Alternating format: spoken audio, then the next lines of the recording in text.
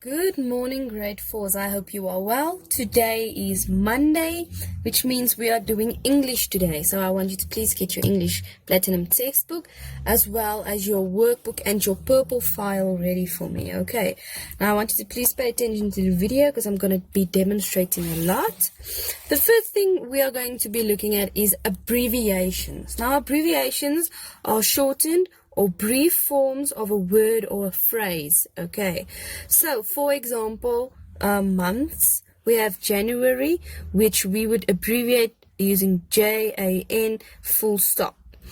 Then February, March, April, May, June, July, August, September, October, November, and December. Okay, then another one that you could look at is the days of the week, which is Monday, Tuesday, Wednesday, Thursday, Friday, Saturday, and Sunday, and titles like Mr. and Mrs.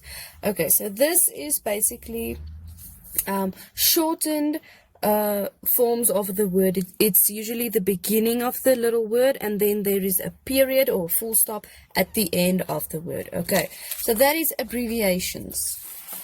Then the next thing we are going to be looking at is prefixes and suffixes. Okay, so first of all, we need to understand that we have three forms, or we can divide a word into three forms. Okay, all words have a root or a core. Okay, for example, in the word misuse, we have the root or the core, which is use.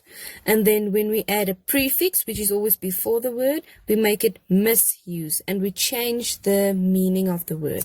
When we add a suffix, which is after useful, once again changing the word's meaning. Okay, we have words like disembarked, which means dis will be a prefix. Illegal, the word the prefix il changes the word's meaning to the exact opposite, so legal becomes illegal. Then the word avoid with the suffix able at the end changes the meaning completely, avoidable. Then payment and lovely. Okay, so prefixes and suffixes. Good. Now we have nouns and adjectives. Now I want you to please go to your textbook for me on page 15. Now on page 15 we talked about nouns. This was in last term, so we're just quickly revising. Nouns are naming words. They label the things we see in our world. So anything, chair, table, desk, love, hate, everything like that is a noun.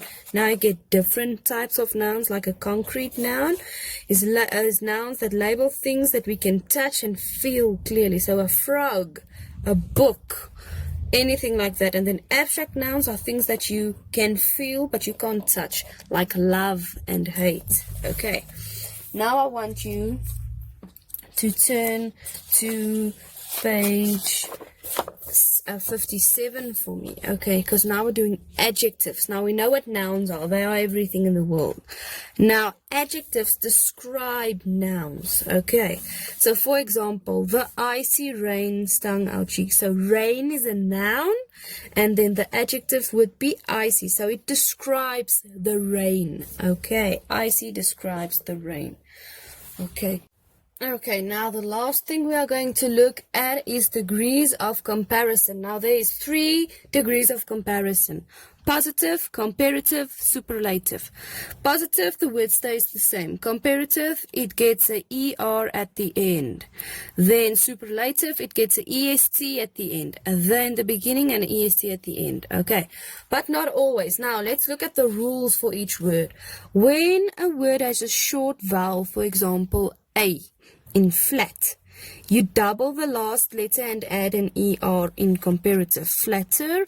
And in superlative, you double the last letter and add an EST, flattest, the flattest. Okay, now when it has a double vowel, you don't double the last letter, you just add an ER or the cleanest EST.